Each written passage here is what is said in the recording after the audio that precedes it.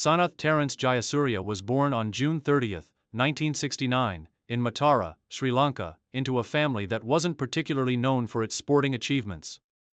However, Jayasuriya's natural talent for cricket soon became evident.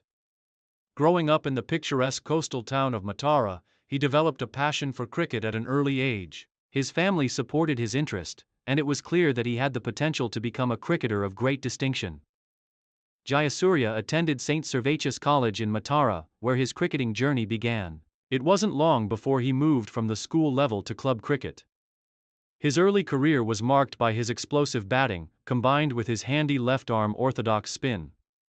His aggressive style of play stood out, catching the attention of cricketing experts and selectors alike. In the early 1980s, Jayasuriya made his mark at the domestic level, representing Southern Province and Sri Lanka schools the Bronze. His performances in domestic competitions earned him a spot on Sri Lanka's national team.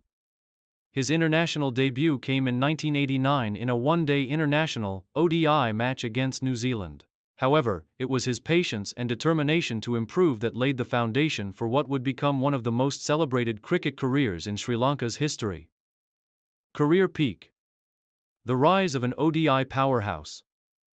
The explosive batting style Sanath Jayasuriya's career truly began to flourish in the mid-1990s when Sri Lanka cricket was on the verge of a transformation. As a left-handed opening batsman, his attacking style became one of the most exciting aspects of limited overs cricket.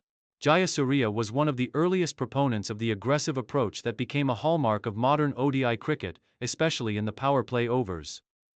In 1996, during the Cricket World Cup, Jayasuriya's transformation from a steady middle-order batsman to a devastating opening batsman took the world by storm. He was appointed as an opener in the tournament and, alongside Romesh Kaluwitharana, formed a dynamic and dangerous partnership. His performances during the 1996 ICC Cricket World Cup were simply outstanding. Jayasuriya was instrumental in Sri Lanka's World Cup victory, scoring 448 runs in the tournament at an average of 56. His aggressive opening innings in the World Cup, particularly his 82 runs off 44 balls against New Zealand in the quarter-finals, were a defining moment in his career. His ability to demolish opposition bowlers, taking advantage of the power play overs, changed the course of the game. His performances were key to Sri Lanka's first-ever World Cup win, a milestone that placed him at the center of Sri Lankan cricketing lore. Jayasuriya's partnership with Kaluwitharana was revolutionary. It forced other teams to rethink their strategies, as the duo took full advantage of the new rules surrounding the power play. Their approach influenced other teams around the world to adopt a more aggressive opening strategy, which would eventually become the norm in limited overs cricket. Mastering the art of one-day cricket. While Jayasuriya's style was aggressive, it was also effective. By the late 1990s and early 2000s, he had cemented himself as one of the most feared ODI players in the world. His ability to play both conventional and unorthodox shots with ease made him a true all-rounder in the format. In 1997, Jayasuriya became the ICC Player of the Year, thanks to his consistency and ability to deliver in big matches. His form continued to soar through the next few years, and by 1999, he had established himself as a fixture in Sri Lanka's top order. He became one of the first cricketers to score more than 10,000 runs in ODIs, solidifying his position as one of the all-time greats in the format. Jayasuriya's tally of more than 13,000 runs in ODIs at an average of 32.36 speaks to his incredible consistency and longevity. His aggressive stroke play was complemented by his ability to adapt his game when needed, making him an invaluable asset to Sri Lanka's batting lineup. In addition to his batting achievements, Jayasuriya was also a key figure with the ball. His left-arm spin was useful in controlling the middle overs, and his ability to pick up key wickets made him a versatile option for Sri Lanka. Over his career, he claimed 323 wickets in 445 ODIs, an achievement that is a testament to his all-round cricketing prowess. Main achievements and records. Sanath Jayasuriya's career is decorated with numerous records and accolades that have solidified his place in cricketing history. Test cricket achievements. 14 centuries in 110 tests. With a total of 6,973 runs at an average of 40.07. Jayasurya's batting in the Test format may not have been as explosive as his one-day performances, but he was consistently effective and played a key role in Sri Lanka's victories against top teams. One of his most significant Test innings was his 340-run knock against India in 1997, which remains one of the highest scores in Sri Lankan cricket history. ODI achievements: 13,430 runs in 445 ODIs at an average of 32.36, with 28 centuries and 68 half-centuries. He became one of the few players to score over 200 runs in an ODI, with his famous 189 naur against India in 2000, which is considered one of the finest ODI innings. Jayasurya's contribution in the 1996 World Cup was monumental, not only in terms of his batting but also with his effective spin bowling. Key performances in major tournaments. In addition to the 1996 World Cup win, Jayasurya's performances in the 1999 and 2003 World Cups further demonstrated his capacity to perform in high-pressure situations. His match-winning 134 against South Africa in the 1999 World Cup is one of his most memorable innings, helping Sri Lanka reach the semi-finals. Recognition and awards: Jayasurya was named Sri Lanka's Cricketer of the Year multiple times throughout his career. In 1997, he was awarded the ICC Player of the Year award. He was inducted into the ICC Cricket Hall of Fame in 2012 as recognition of his outstanding contributions to the sport. Retirement and final years: retirement from international cricket. Sanath Jayasurya officially retired from international cricket in 2011. By this time, he had already achieved legendary status in Sri Lankan cricket. His retirement came after a highly successful career, but his decision was influenced by the changing dynamics of Sri Lankan cricket, with younger players emerging and Sri Lanka shifting towards a new era. However, Jayasurya continued to play in domestic cricket and T20 leagues, including the Sri Lanka Premier League and various international leagues, until his full retirement in 2015. Zaheer Abbas, born on July 24, 1947, in Sialkot, Pakistan, is widely regarded as one of the greatest batsmen to have ever played the game of cricket. His family, though not particularly involved in cricket, recognized his prodigious talent early on, with Zaheer showing a keen interest in the sport from a young age. Growing up in a cricket-loving country, Zaheer's early days were marked by playing in the streets and local clubs, where his natural ability with the bat began to shine through. Zaheer's rise to prominence began when he joined the Sialkot club and showcased his talent in local tournaments. His performances were soon noticed by the national selectors, and by the early 1960s, Zaheer was well on his way to making his mark on the international stage. His elegance and technique with the bat were complemented by a calm temperament, traits that would define his playing style throughout his career. International debut and early career: Zaheer Abbas made his international debut for Pakistan in 1969, at the age of 22, during an ODI against England. His first years on the international circuit were filled with learning and adaptation. Despite his obvious talent, Zaheer found it difficult to establish a consistent place in the national team initially.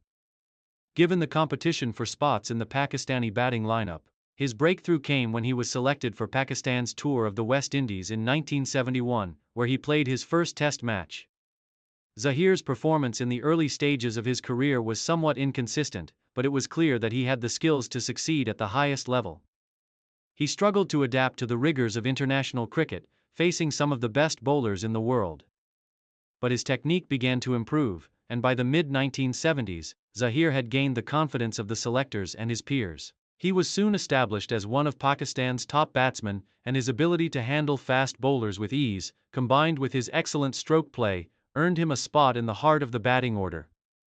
His patience, discipline, and stylish shot-making became his trademarks, and he quickly established himself as one of the most reliable batsmen in the Pakistan lineup.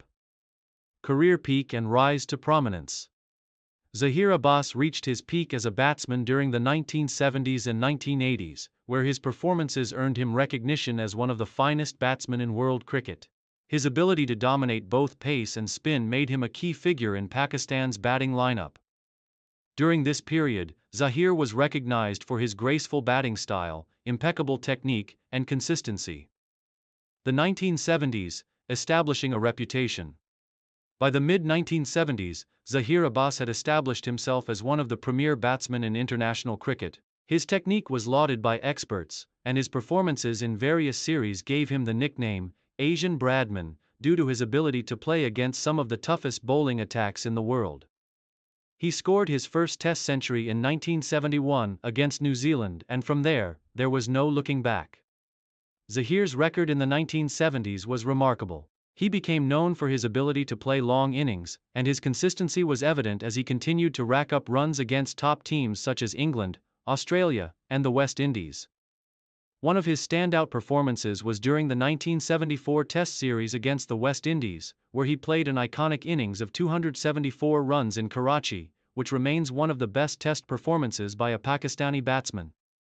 1982, historic achievement at Lord's. Zahir Abbas' career hit its peak in 1982, when he scored a remarkable century at Lord's, a feat that cemented his place among cricket's greats. This century, scored against England, was particularly significant because it made Zahir the first ever Pakistani cricketer to score a century at the historic Lord's Cricket Ground.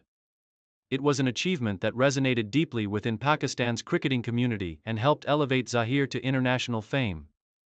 His elegant stroke play and composure under pressure made him one of the finest batsmen of his time. ICC trophy and international recognition.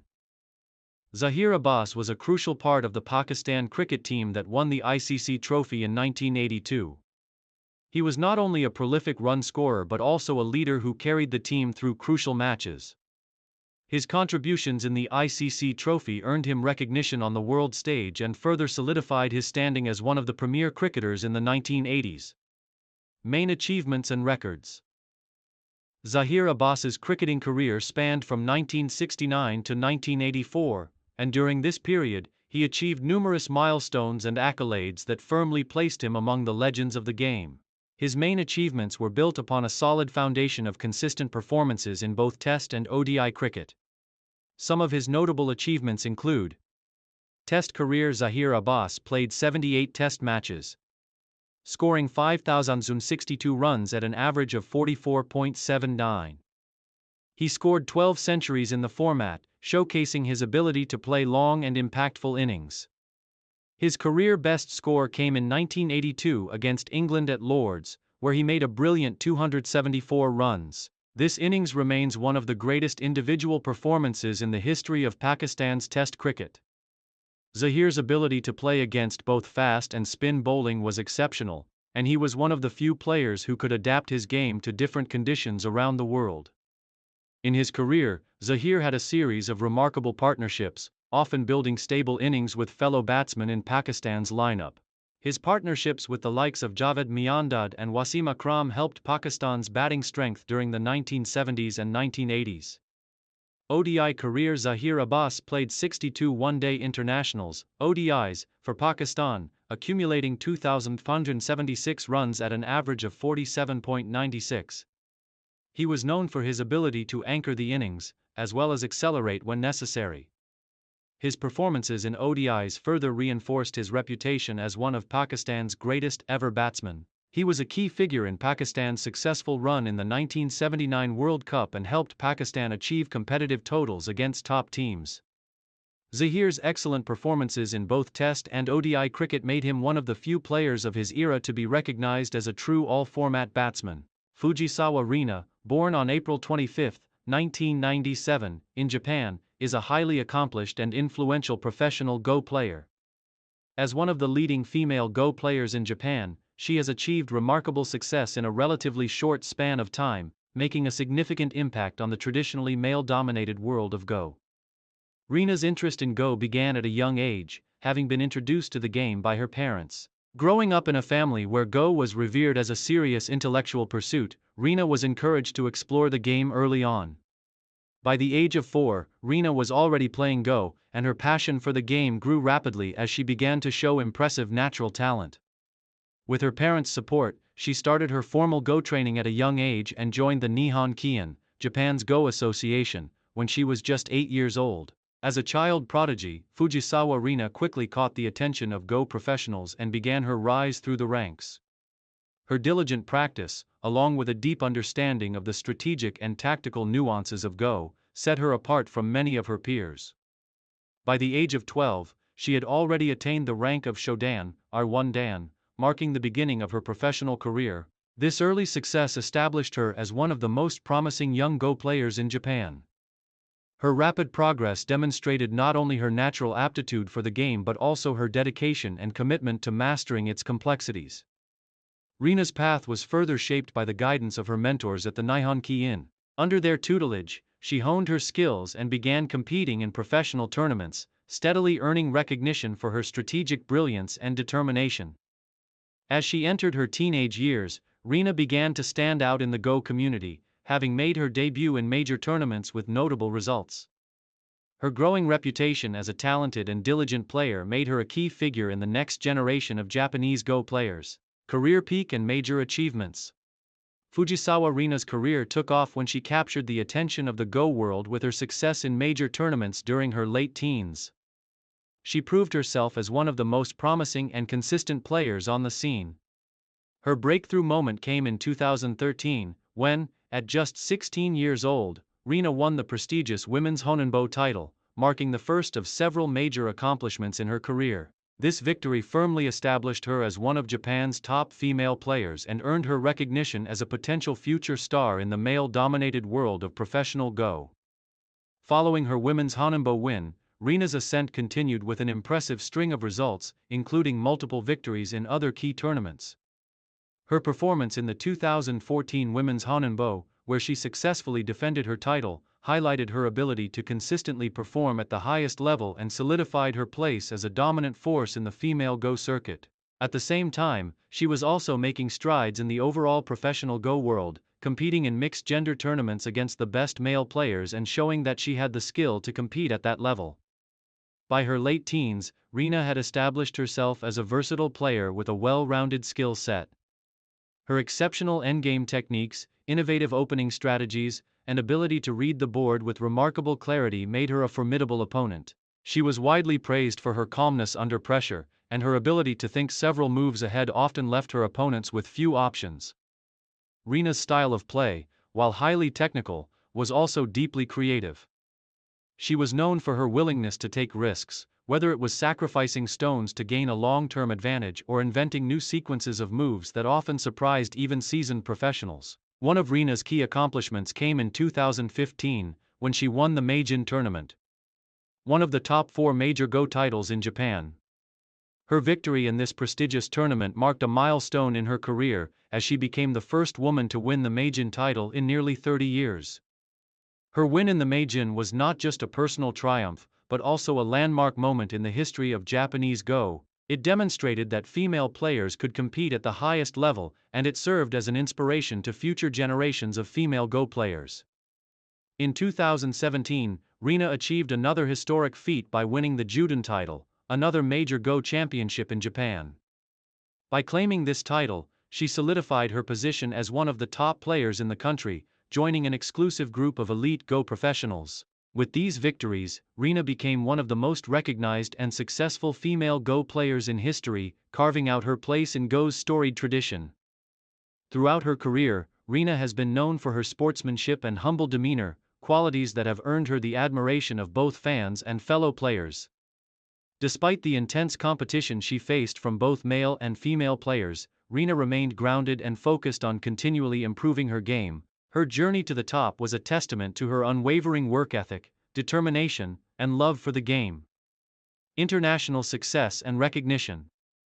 Although Fujisawa Rina made her name in Japan, her talents quickly garnered international attention. Rina's victories in major domestic tournaments were paralleled by her increasing success in international competitions. She began representing Japan in tournaments across the world, including the Samsung Cup, the LG Cup, and the Ing Cup, where she faced off against top players from China, South Korea, and other countries. In 2016, Rina made an unforgettable impact on the international Go scene by finishing as a finalist in the LG Cup, one of the most prestigious international Go tournaments. Her strong showing in this competition not only showcased her technical prowess but also her ability to compete at a global level. Although she did not win the tournament, Rina's performance demonstrated that she was capable of matching up against the best players in the world, regardless of gender. Rina's participation in the World Go Championship tournaments further expanded her international recognition. She became a symbol of Japan's competitive spirit in Go, representing her country with pride and determination. By defeating highly ranked international players, Rina earned respect from fans and players worldwide.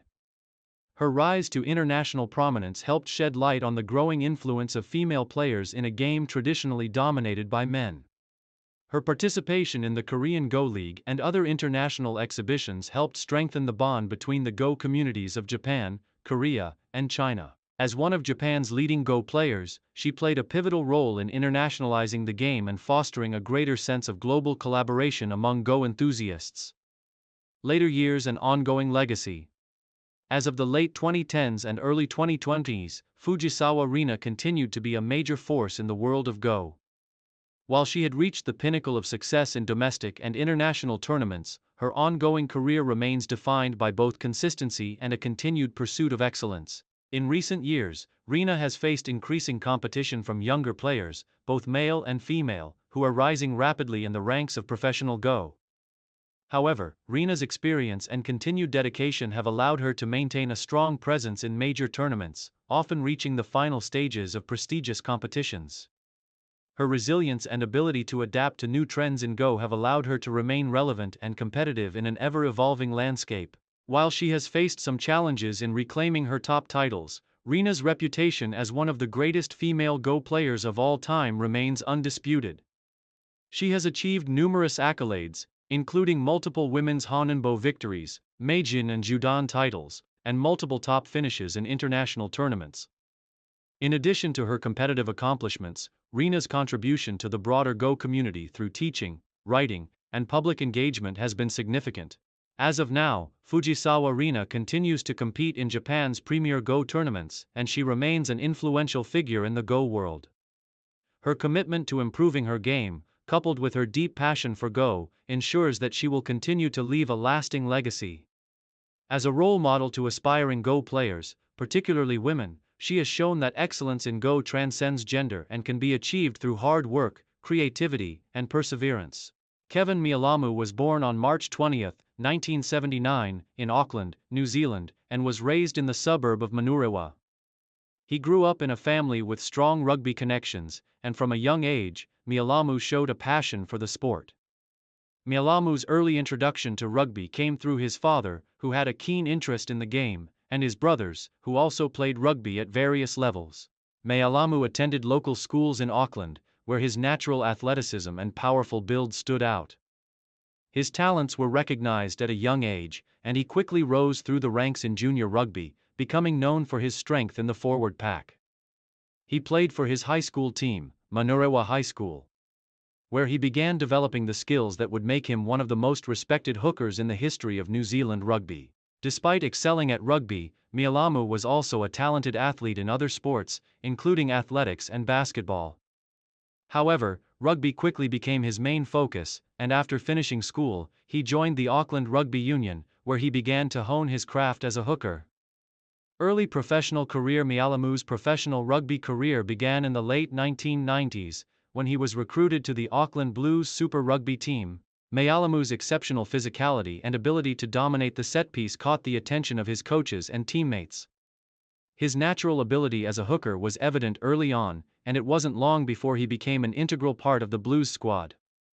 Mealamu made his Super Rugby debut for the Blues in 1999, and his performances for the team were outstanding. His work in the scrum, his line-out expertise, and his tireless work rate around the field quickly made him one of the best hookers in New Zealand rugby. He played in several successful campaigns for the Blues and became a cornerstone of their success, helping them win Super Rugby titles in 2003 and 2005. In addition to his Super Rugby commitments, Mealamu also played for Auckland in the domestic NPC competition.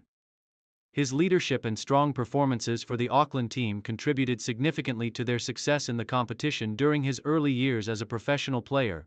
He was recognized for his discipline, his powerful scrummaging ability, and his high work rate around the park. Mealamu's impact on the field, both as a scrummager and a ball carrier, made him one of the most respected forwards in New Zealand rugby. Career peak and rise to prominence. Milamu's big break on the international scene came in 2002 when he was selected to represent New Zealand at the highest level, the All Blacks. His debut for the national team came during a test match against England, and from that point, Mialamu's career skyrocketed. He quickly established himself as one of the most reliable and consistent players in the All Blacks squad, and his skill as a hooker was regarded as among the best in the world. 2003 Rugby World Cup. Mialamu's first major international tournament was the 2003 Rugby World Cup. While New Zealand did not win the tournament that year, Milamu's performances were solid, and he showed promise as a key player in the All Blacks setup. Milamu's commitment to the team and his strong performances in the forward pack during the tournament helped solidify his place as a first-choice hooker for the All Blacks in the years to come. 2007 Rugby World Cup. The 2007 Rugby World Cup was another key moment in Milamu's international career. By this time, Mialamu had firmly established himself as one of the top hookers in world rugby. His performances in the tournament were exceptional, with his scrummaging and line-out throwing providing stability to the All Blacks set pieces. Although New Zealand were eliminated in the semi-finals, Mialamu's contribution to the team was undeniable. 2009-2015 Career dominance. Mialamu's career peaked in the years that followed, where he became a key player for both the All Blacks and the Blues. His leadership and experience in the forwards were crucial as the All Blacks won the Tri-Nations title in 2009 and the Rugby Championship in 2012 and 2013. Mialamu's work at the breakdown, his tactical kicking, and his unrelenting physicality made him one of the standout forwards in the world during this period. One of Mialamu's most notable achievements during this time was his role in the 2011 Rugby World Cup. Mialamu played a critical part in the All Blacks' triumph, providing essential support in the set pieces, driving the team forward with his powerful scrummaging, and contributing to the overall success of the All Blacks' attack. The 2011 victory was significant, as it marked New Zealand's first Rugby World Cup win in 24 years. Mialamu's leadership on and off the field, particularly in guiding a young team to success, earned him immense respect from his peers and coaches alike. During this period, Mialamu was regularly selected as one of the starting players for the All Blacks, and he became known as a player who could dominate in both the loose and the set pieces. He earned his place as a central figure in New Zealand rugby's success, playing with determination and passion every time he took to the field. Main achievements and recognition. Throughout his career, Kevin Mialamu achieved numerous accolades, both as an individual and as part of his teams. Some of his key achievements include Super Rugby titles. Mialamu won multiple Super Rugby titles with the Auckland Blues in 2003 and 2005. His leadership and experience in the front row made him an integral part of the team's success during these years. Rugby World Cup 2011. Mialamu played a vital role in New Zealand's victory in the 2011 Rugby World Cup, contributing to the team's triumph with strong performances in the forwards. This win was a career highlight and cemented his status as one of New Zealand's great hookers. Test match caps. Over the course of his career, Mialamu earned more than 100 test caps for the All Blacks, making him one of the most capped players in New Zealand rugby history. Rugby Championship titles. Mialamu helped the All Blacks win multiple Rugby Championship titles, contributing to the team's dominance in the Southern Hemisphere. His performances in these tournaments were pivotal in maintaining New Zealand's position as the top-ranked rugby nation. Leadership. Mialamu's leadership on the field was a key part of his success. He captained the All Blacks on several occasions and was recognized for his ability to lead by example, both in terms of his work ethic and his performance under pressure. Super Rugby and provincial success.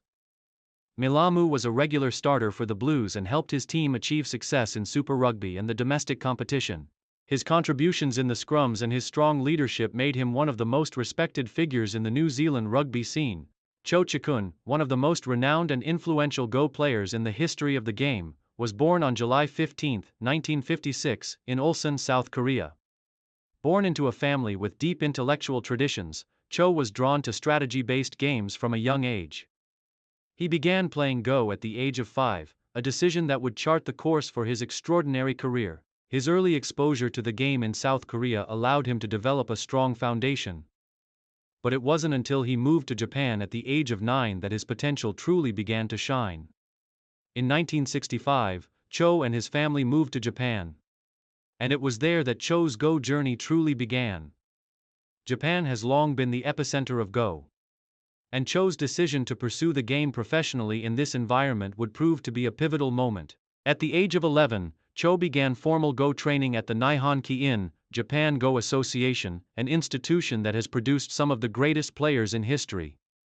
Despite his young age, Cho showed remarkable talent, and his early rise through the ranks of professional Go was swift. By 1970, at the age of 14, Cho was promoted to 1 Dan. His rapid progression was a sign of things to come, as Cho began gaining recognition for his exceptional skills and his ability to combine traditional strategy with innovative new approaches.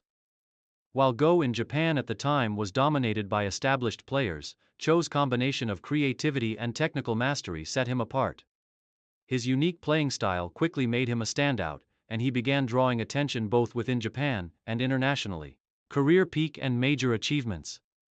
Cho Chikun's breakthrough came in 1977, when he won the Kisei, one of Japan's 4 major Go titles, at the young age of 21. His victory in the Kisei tournament marked him as a rising star in the professional Go scene. Cho's blend of sharp tactical play, along with a deep understanding of long-term strategic planning, was evident in his games throughout the tournament. He continued to dominate the Japanese Go scene, and his Kisei win was the first of many major titles to come. His consistent excellence was exemplified by his long reign in the Honenbo title, which he first won in 1978. The Honenbo title is one of Japan's most prestigious and historically significant championships, and Cho's victory was a monumental achievement. Over the next several years, Cho dominated the tournament, successfully defending his title year after year. His ability to combine the traditional elements of Go with new, creative moves helped him establish an unrivaled reputation within Japan. Cho would go on to win the Honenbo title 11 times in his career. A remarkable achievement that solidified his legacy as one of the greatest Go players in history. In the early 1980s, Cho Chikun's dominance was solidified as he claimed multiple other major titles, including the Meijin and Kisei, 2 of the other top-tier Japanese titles. His ability to maintain his success in Japan's fiercely competitive Go scene made him a household name, and he became an icon in the Go community. Cho's strategic foresight and sharp reading of the game were evident in his multiple title defenses, and his tactical brilliance kept him at the top of his game for years. Throughout his career, Cho demonstrated an unparalleled understanding of opening theory, mid-game tactics, and endgame precision, which made him a well-rounded and complete player. Throughout the 1980s and 1990s, Cho was a constant presence in the major Go tournaments. He reached the finals of the Kisei, Meijin, and Honenbo multiple times, further cementing his position as the dominant force in the Japanese Go scene. In 1989, he achieved the remarkable feat of becoming the first player in Go history to win all 3 major Japanese titles in a single year. This feat was unprecedented and served as a testament to his skill, focus, and determination. His mastery of the game was unmatched during this period, and Cho's rivalry with other top players such as Fujisawa Hideyuki, Kobayashi Koichi, and Ryu Shikun added to the excitement surrounding his career. Cho's peak continued throughout the 1990s, as he claimed multiple Kisei and Meijin titles, further extending his dominance over Japanese Go. His resilience and adaptability to the changing landscape of professional Go were key factors in his continued success. By the end of the 1990s, Cho had firmly established himself as one of the most accomplished and respected players in the history of Go.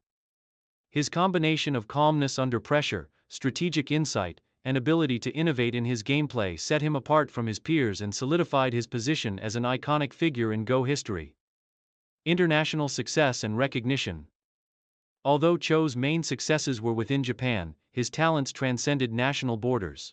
He began competing in international tournaments in the early 1980s, participating in high-profile events like the LG Cup, Samsung Cup, and Ing Cup. In 1992, Cho made his mark on the international Go scene when he won the LG Cup, one of the most prestigious international titles in Go. This victory put Cho on the map globally, showcasing his skills against top players from South Korea and China, where Go has also been a national pastime for centuries. In the years that followed, Cho's international success continued as he added more international titles to his already impressive collection of Japanese championships. His victory in the 1995 Samsung Cup was another landmark achievement, as it reinforced his position as a global Go powerhouse. Cho's consistent success in these international competitions, especially in South Korea and China, helped solidify his status as one of the world's greatest players. In addition to his tournament success, Cho was instrumental in promoting Go internationally. As one of the leading players of his generation, he became a significant ambassador for the game, participating in exhibitions, lectures, and collaborations with Go enthusiasts around the world.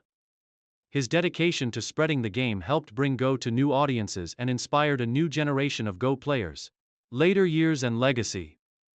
As Cho Chi-kun approached his 40s, he found himself facing increasingly younger and highly skilled competitors. Players like Yamashita Keigo, Kobayashi Satoru, and Huang Yizhong emerged as serious contenders for the top titles. Despite the rise of younger talent, Cho continued to be a formidable presence in the Go world. His ability to adapt to changing trends and his unwavering dedication to mastering the game allowed him to remain competitive well into his later years. By the 2000s, Cho's presence in major tournaments began to diminish as younger players started to dominate the Japanese Go scene. However, his reputation as a legendary player remained intact, and he continued to compete at the highest level. In 2008, at the age of 52, Cho won the Meijin title again, which was a testament to his resilience and continued high-level performance despite his age. This win reinforced his status as one of the greatest players in the history of Go, even as the game evolved and younger players took the stage. In his later years, Cho shifted his focus to mentorship and coaching. His extensive experience and knowledge of the game allowed him to become a teacher and guide for aspiring Go players, and he dedicated time to passing on his wisdom to the next generation. He also became involved in various Go-related activities, including promoting Go education and organizing events aimed at expanding the game's reach to new communities. Cho also became an important figure in the Go community as an author, writing books about Go theory, strategy, and philosophy. His works have helped countless players improve their skills and understanding of the game. As a mentor, writer, and public speaker, Cho has continued to influence the Go world long after his peak as a professional player. Stephen Fleming, born on April 1, 1973, in Christchurch, New Zealand, is widely regarded as one of the greatest cricketers in New Zealand's history. Growing up in a sporting family, he was exposed to cricket at an early age. His father, a former cricketer, and his brothers were involved in the sport, which laid the foundation for his future in the game. As a child, Fleming excelled in various sports, but it was cricket that captured his heart and imagination. He attended St. Andrew's College in Christchurch, where his passion for the sport blossomed, and it became clear that he was destined for success. Fleming's cricketing talent was apparent from a young age, and by the time he was a teenager, he was already representing Canterbury in age group cricket. His style was characterized by a calm and composed demeanor at the crease, with a solid technique and an ability to build innings. This would become his hallmark throughout his career. He made his debut for the New Zealand national team at the age of 20, during a one-day international (ODI) series against the West Indies in 1994. Although a relatively low-profile debut, it marked the beginning of a long and distinguished international career. Career peak and rise to leadership. Fleming's early years in international cricket were marked by steady performances, but it wasn't until the late 1990s that he began to truly make his mark. Known for his ability to anchor the innings and his reliability as a top-order batsman, Fleming soon became one of New Zealand's most consistent performers. His elegant stroke play and leadership qualities were recognized, and by 1997, he was appointed as the captain of the New Zealand national team. This was the beginning of a new chapter for both Fleming and New Zealand cricket, as he would go on to lead the team for the next decade. Under Fleming's leadership, New Zealand began to evolve into a competitive force in international cricket. He was instrumental in shaping the team's identity and instilling a sense of unity and resilience among the players. Fleming's leadership was characterized by his calm, strategic thinking and his ability to keep the team focused even in the most challenging circumstances. His tactical acumen, combined with his experience, allowed New Zealand to punch above its weight in the cricketing world. Fleming's peak years came in the late 1990s and early 2000s, where he established himself as one of the most dependable batsmen in world cricket. His ability to play under pressure and his knack for constructing long, valuable innings made him a key figure in New Zealand's batting lineup.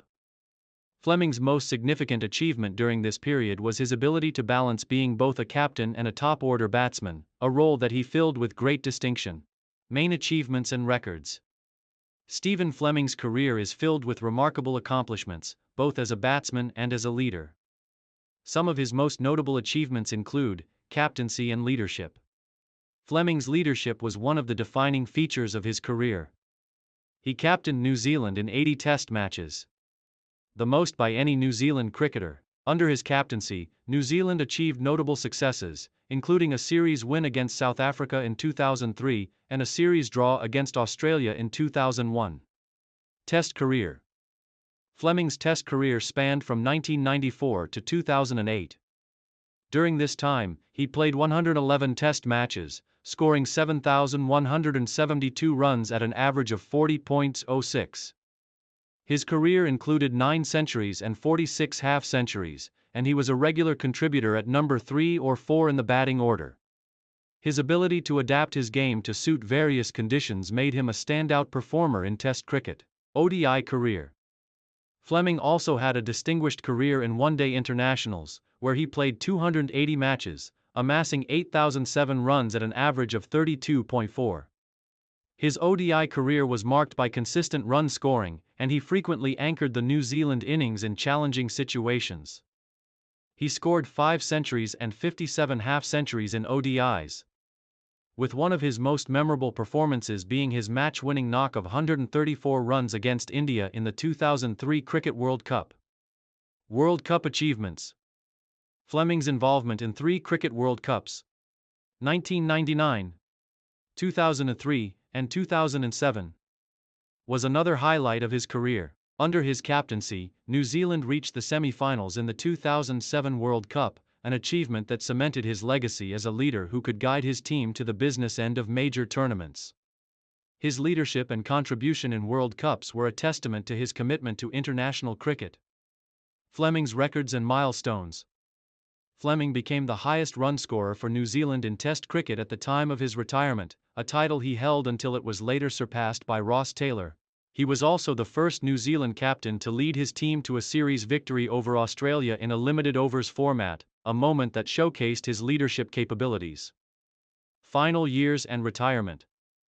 Fleming's final years as an international cricketer were characterized by his gradual decline in playing ability due to the increasing demands of age and injuries. He retired from one-day internationals in 2007 after the Cricket World Cup, but continued to play in Test matches until his retirement in 2008.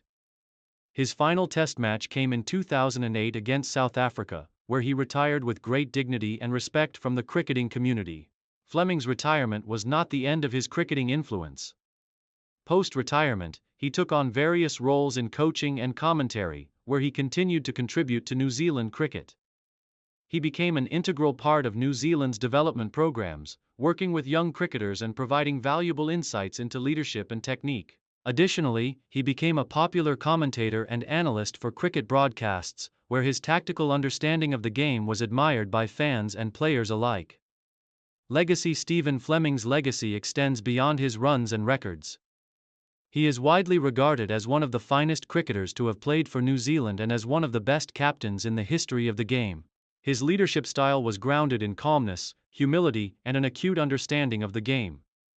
Fleming brought respectability to New Zealand cricket and helped elevate the country's standing in the international cricketing community. In recognition of his services to New Zealand cricket, Fleming was appointed a Commander of the New Zealand Order of Merit, CNZM, in 2008. His contributions to cricket were celebrated by both his country and the international cricketing community. He has also been inducted into the ICC Cricket Hall of Fame, an honor that places him among the elite cricketers of all time. Stephen Fleming is often remembered for his strategic acumen as a captain, his graceful batting, and his ability to inspire and lead his team.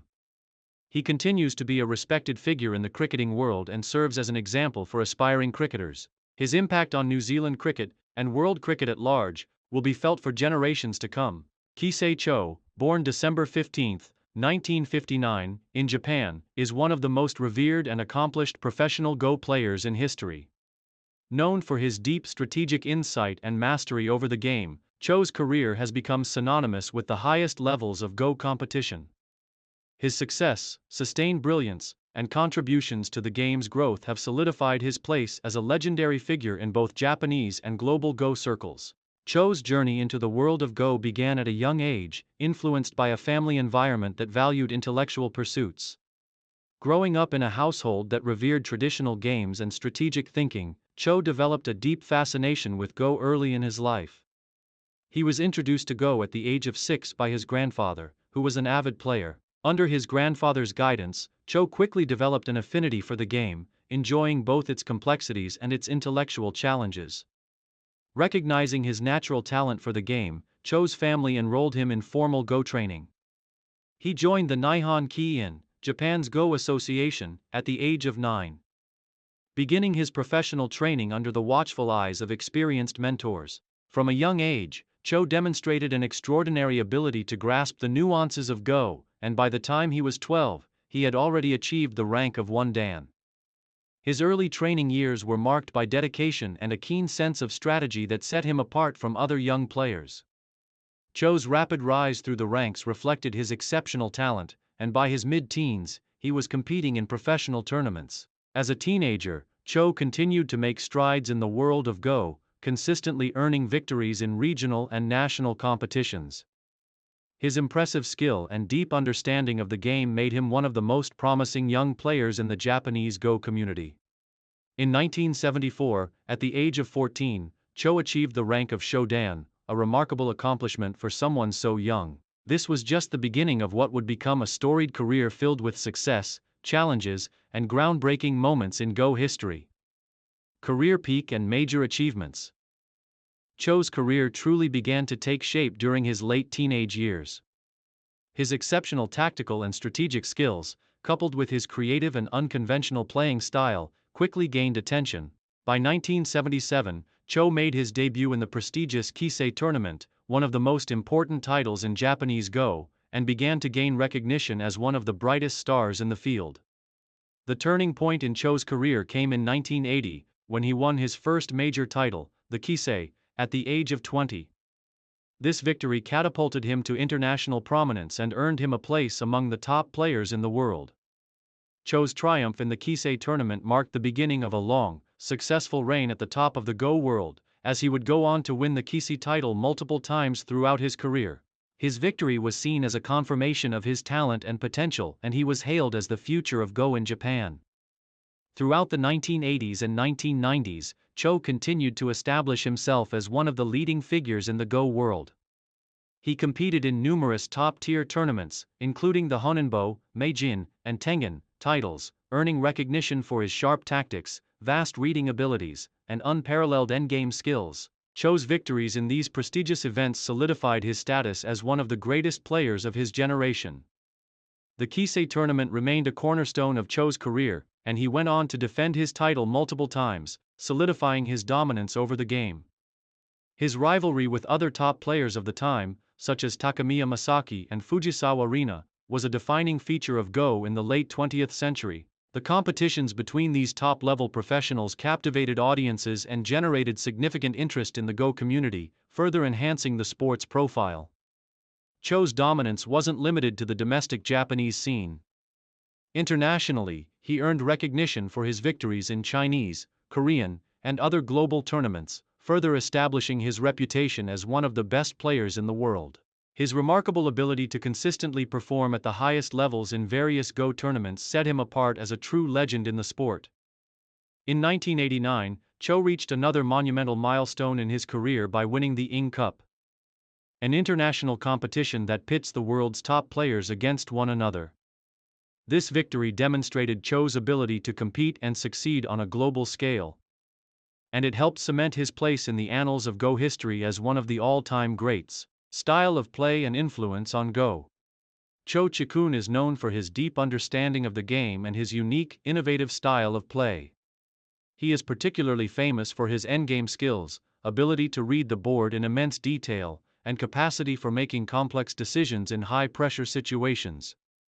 His intellectual prowess and capacity for thinking several moves ahead are often cited as defining features of his game. Over the years, Cho developed a reputation for his highly systematic approach to Go, analyzing every possible outcome and positioning his stones with meticulous care.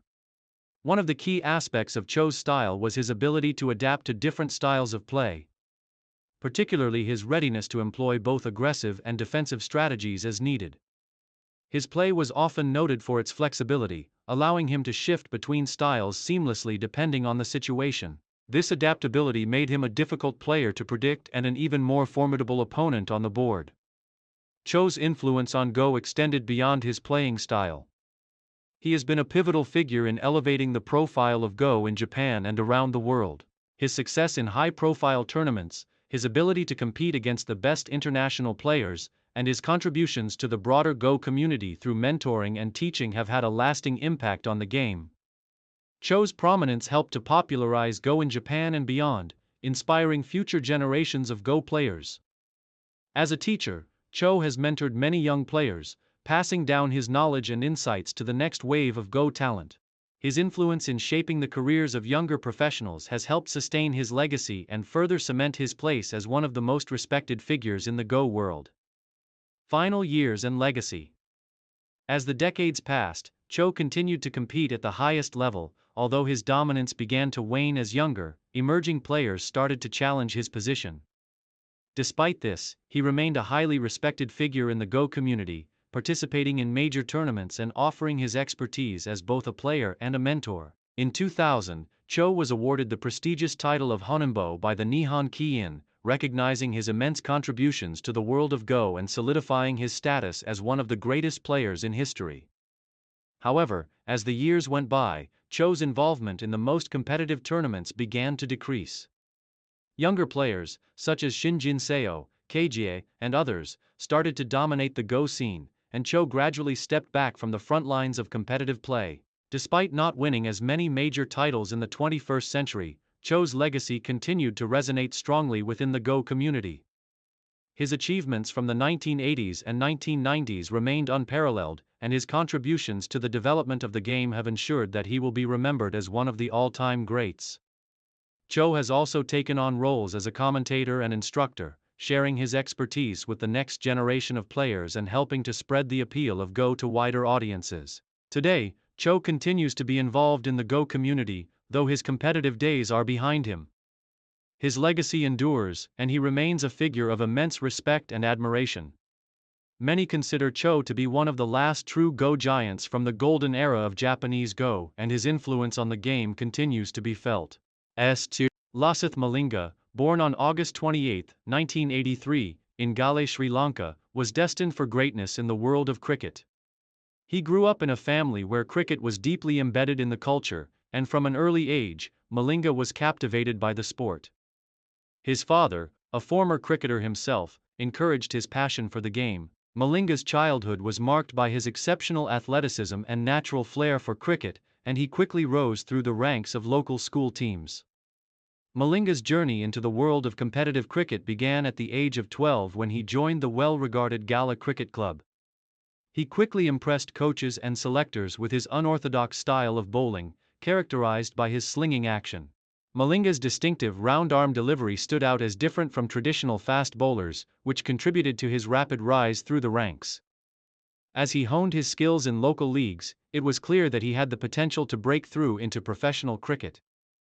Malinga's cricketing breakthrough came in 2004 when he was selected to play for the Sri Lanka national team in a series against Australia. While he was relatively unknown internationally at the time, his raw pace, unpredictable bounce, and deadly Yorkers quickly made a mark on the world stage. His unorthodox bowling style set him apart, and Malinga was soon recognized as one of the most exciting fast bowlers in world cricket. Early career and rise to prominence. Malinga's international debut came in 2004, during Sri Lanka's tour to Australia. His first ODI appearance was against the Australian national team, where he immediately caught attention with his unconventional slinging action and ability to bowl at high speeds. Despite his inexperience, Malinga showcased his raw talent, with an aggressive mindset and a penchant for taking wickets. His unique bowling style made him difficult to read, and he quickly gained a reputation for being a wicket-taking bowler who could change the course of a match with his pace and precision. In 2004, Malinga made his Test debut for Sri Lanka against Australia. Though his performance in the longer format was solid, it was in the shorter forms of the game, ODIs and T20s, where Malinga truly began to shine. By 2006, Malinga's bowling skills were reaching their peak, and he was regarded as one of the most dangerous bowlers in world cricket, especially in the ODI format. His distinctive Yorkers, late swing, and searing pace made him an invaluable asset for Sri Lanka in both one-day internationals, ODIs, and 2020, T20 matches. The year 2007 was pivotal for Malinga's career. He had become an integral part of Sri Lanka's ODI team, playing a crucial role in their performance in the 2007 ICC Cricket World Cup. Malinga's exceptional ability to bowl in the death overs, especially with his signature Yorkers, became one of the key reasons behind Sri Lanka's strong showing in the tournament. He played a pivotal role in Sri Lanka's journey to the final, where they ultimately finished as the runners-up, losing to Australia. However, Malinga's contributions did not go unnoticed, and he emerged as one of the standout performers of the World Cup. By this point, Malinga had made a name for himself not only as a fierce fast bowler but also as one of the best bowlers in the world in the limited overs formats. Career peak. Dominance in limited overs. Cricket. The peak of Lasith. Malinga's career came in the late 2000s and early 2010s, as he firmly established himself as one of the finest fast bowlers in the world.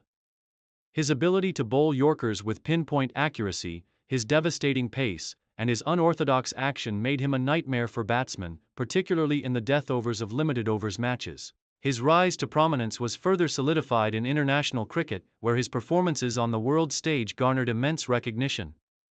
2007 ICC World Cup and beyond. Malinga's performances in the 2007 ICC World Cup helped Sri Lanka reach the final, where he played a key role in the team's success.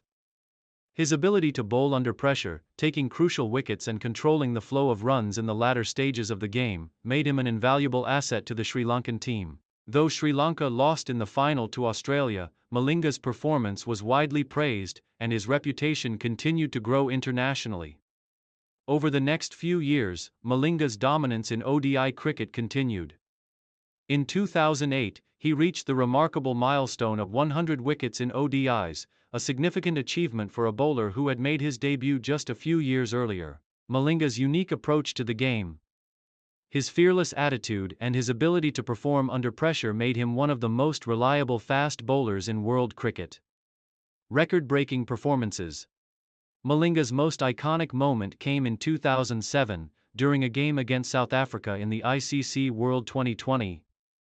In a historic moment that would define his legacy, Malinga became the first bowler in history to take 4 wickets in 4 consecutive balls during an international match. This achievement is regarded as one of the most remarkable feats in the history of T20 cricket, and it established Malinga as one of the best bowlers in the shortest format of the game. In 2011, Malinga reached the milestone of 200 wickets in ODIs, cementing his place as one of the all-time greats in limited overs cricket. His ability to bowl at high speeds and execute precise Yorkers in crucial moments was unmatched, and he continued to excel in T20 competitions as well. Malinga's contributions to Sri Lanka's success in multiple formats, particularly in their triumph in the 2014 ICC World 2020, where he played a pivotal role in the team's victory, further solidified his reputation as one of the best fast bowlers in the world. Captaining Sri Lanka and continued dominance. Malinga's career reached another high point in the 2010s when he was appointed captain of the Sri Lankan cricket team. As a leader, Malinga inspired his teammates with his aggressive approach to the game and his leadership qualities. Under his leadership, Sri Lanka performed admirably in various international tournaments, including the 2011 ICC Cricket World Cup and the 2012 ICC World 2020, although they fell short of winning on both occasions. Malinga's leadership brought out the best in his teammates, and he was instrumental in the development of younger fast bowlers in Sri Lanka. His influence on the next generation of cricketers was profound, as he continued to lead by example with his on-field performances. Even as he grew older and faced injury setbacks, Malinga remained a key figure in Sri Lanka's bowling attack. Main achievements and recognition. Lasith Malinga's career is defined by numerous individual achievements and accolades. Some of the most notable include ODI success. Malinga is regarded as one of the most successful fast bowlers in one-day international cricket. He is the highest wicket-taker for Sri Lanka in ODIs, with 338 wickets in 226 matches at an average of 28.87. Malinga has taken more than 50 wickets in World Cups, making him one of the most successful World Cup bowlers of all time. He was known for his exceptional ability to bowl at the death, delivering Yorkers with precision and taking crucial wickets in tight situations. T20I mastery. Malinga's T20I record is equally impressive, with him taking 107 wickets in 84 matches. His performances in the ICC World 2020 tournaments were crucial to Sri Lanka's success, especially in 2014 when Sri Lanka won the tournament. He remains one of the most feared bowlers in T20 cricket, known for his ability to bowl in the final overs under intense pressure. Signature moments. Malinga is best remembered for his 4 consecutive wickets in 4 balls during the 2007 ICC World 2020. His ability to perform under pressure and his spectacular bowling in crucial moments of matches contributed significantly to his reputation as a match winner. Captaincy and leadership. Malinga captained Sri Lanka during critical tournaments, including the 2011 World Cup and the 2012 World 2020, providing strong leadership and tactical nous to his team. His leadership was integral in shaping Sri Lanka's bowling attack and helping younger players rise to prominence. Richard John Hadlee was born on July 3, 1951, in Christchurch, New Zealand, into a family with a strong sporting background. His father, Les Hadlee, was a former cricketer who played for Canterbury, and his brothers, Dale and Barry, also had significant cricketing careers. Growing up in a cricket-loving household, Richard was introduced to the game at a very young age. Hadlee's cricketing journey began with local club cricket, where he demonstrated his bowling skills early on. He quickly rose through the ranks, representing his school and club teams before making his first-class debut for Canterbury at the age of 17. His raw talent and impressive bowling skills soon earned him recognition. Known for his ability to swing the ball both ways, Hadlee became a formidable fast bowler, catching the attention of New Zealand selectors. He made his debut for the New Zealand national team in 1973, but his breakthrough at the international level came a few years later. Career peak. Dominating the cricketing world. Rise to prominence and early success. Richard Hadlee's rise to prominence in international cricket was gradual, but by the late 1970s, he was one of the most feared fast bowlers in world cricket. His ability to generate pace and swing, combined with his accuracy and stamina, made him a complete bowler.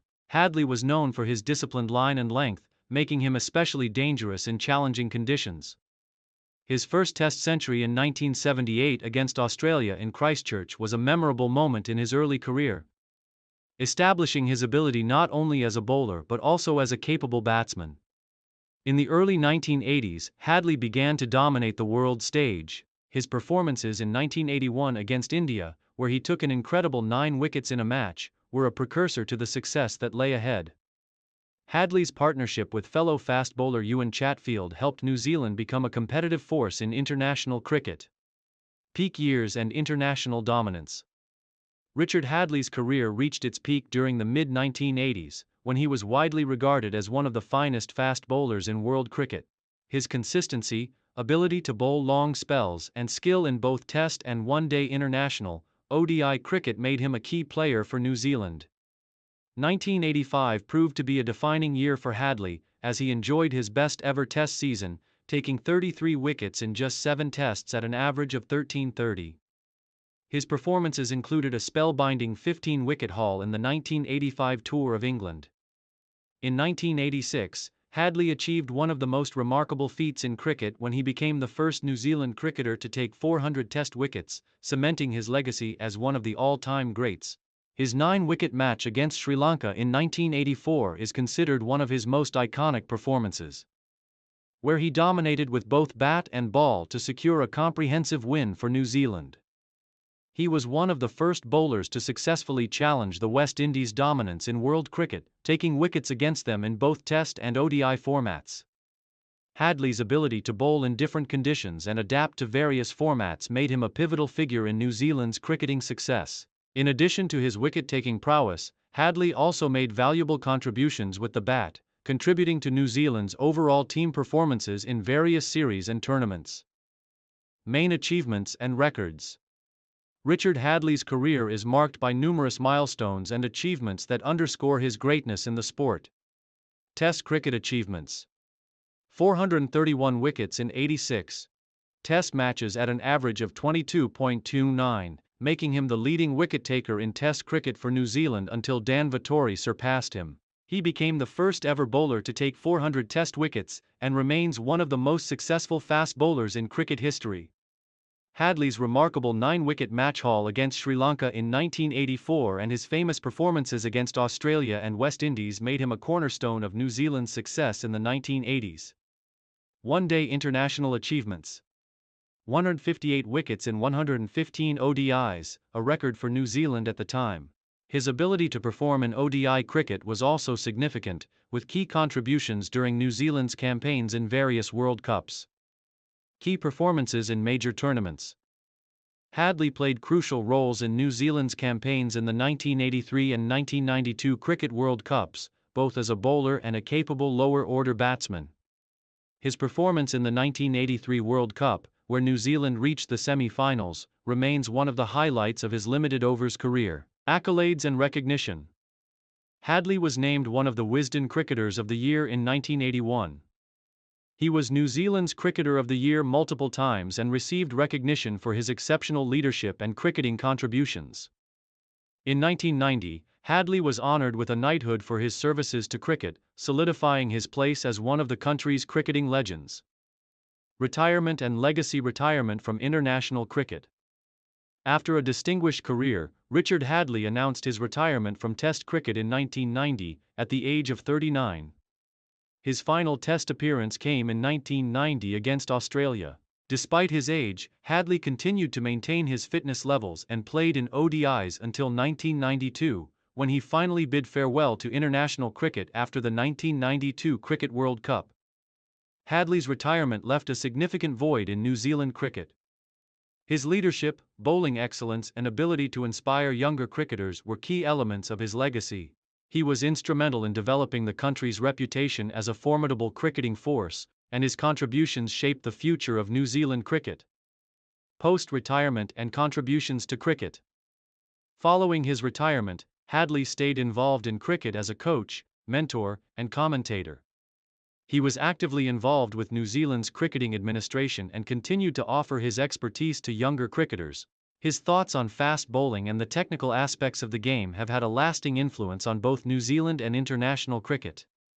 In addition to coaching, Hadlee remained an advocate for the promotion of cricket within New Zealand and frequently appeared in public events, celebrating the game's growth in the country. Abraham Benjamin de Villiers, widely known as A.B. de Villiers, was born on February 17, 1984, in Warmbad, South Africa.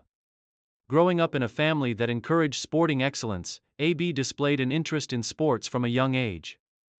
His father, a former rugby player, and his mother, a talented athlete, ensured that A.B. was introduced to a variety of sports early on, including rugby, tennis, and cricket.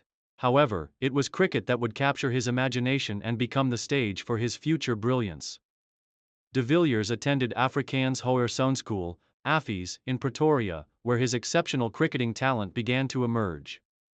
Playing alongside some of South Africa's future stars, A.B. was quickly recognized for his skills with the bat, his quick reflexes, and his dynamic approach to the game. He soon began to rise through the ranks of South Africa's cricketing landscape. His domestic career started at the age of 16, when he was selected for the Northern Titans team, which was his entry into professional cricket. His performances in domestic cricket were a strong precursor to the greatness that was to come, showing his versatility as a batsman capable of excelling in all formats of the game. Career peak. A dynamic player of all formats. The beginning of international glory. A.B. de Villiers made his one-day international, ODI, debut for South Africa in 2005 against West Indies. And his Test debut came shortly after in 2004 against England. His arrival on the international scene was met with excitement, as he was seen as a dynamic young talent who could reshape the future of South African cricket. What made AB stand out was his ability to adapt to various formats of the game with remarkable ease. His smooth transition between Test, ODI, and T20 cricket showcased his immense potential. In the early stages of his career, de Villiers was known for his stylish and technical approach. However, as he evolved, so did his batting style. He was no longer just a stylish stroke player.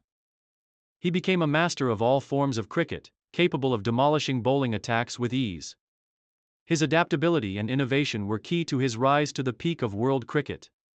Innovator and master of the game, AB de Villiers became a player who could dominate in any situation.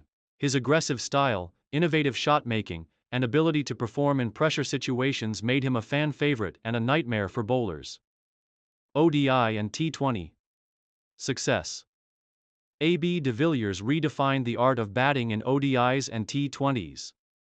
His ability to find gaps, rotate the strike, and play unconventional shots made him one of the most feared batsmen in the world. He became the fastest player to score ODI centuries and held the record for the fastest 50, 100, and 150 in ODIs at various stages of his career. Record-breaking innings. AB's innings in 2015 against the West Indies, where he scored 149 off 44 balls, is one of the greatest examples of his destructive power. In 2015, he also broke the record for the fastest century in an ODI, reaching the milestone in just 31 balls against the West Indies in Johannesburg, a feat that remains iconic in the history of the format. Versatility. His ability to adapt to any situation was evident throughout his career. In Test cricket, AB was equally dominant, showcasing a more classical approach to batting with an impeccable technique. He became the South African captain in 2011 and led the team through several notable series victories, including a historic Test series win against Australia in 2014. His leadership was marked by his calm demeanor, sharp cricketing mind, and his ability to handle the immense pressure of being at the helm. The superhuman 2015 World Cup performance. AB de Villiers' performances in the 2015 ICC Cricket World Cup were nothing short of breathtaking. He played a key role in South Africa's journey to the semi-finals. His extraordinary 162 point against West Indies and his destructive 109 against Ireland cemented his place as one of the finest ODI players in history. His ability to destroy opposition bowlers with such consistency and flair made him the most sought-after player in limited overs cricket. Main achievements and records. AB de Villiers' cricketing career is studded with records, awards, and achievements that have established him as one of the best batsmen in modern cricket history. Test cricket achievements. AB de Villiers has scored 8,765 runs in 114 Test matches at an average of 50.66, with 22 centuries to his name. His ability to construct innings and shift gears when necessary made him one of the finest Test batsmen. One of his most notable achievements came in 2015, when he became the first South African to score 100 in 4 consecutive Test matches, a testament to his consistency and skill. His 278 against Pakistan in 2010 remains one of his highest Test scores and a demonstration of his capacity to dominate even the best bowlers on challenging wickets. As wicketkeeper, he often played an instrumental role in partnerships with the South African bowlers, and his leadership allowed South Africa to rise to the #1 position in the ICC Test rankings during his tenure as captain. ODI and T20 achievements. In ODIs, AB de Villiers became the first player to score 9,000 runs in the shortest number of matches, less than 200, and he has accumulated 9,577 runs in 228 matches at an average of 53.50. Known for his aggressive stroke play, de Villiers was widely regarded as one of the most complete one-day batsmen of his era.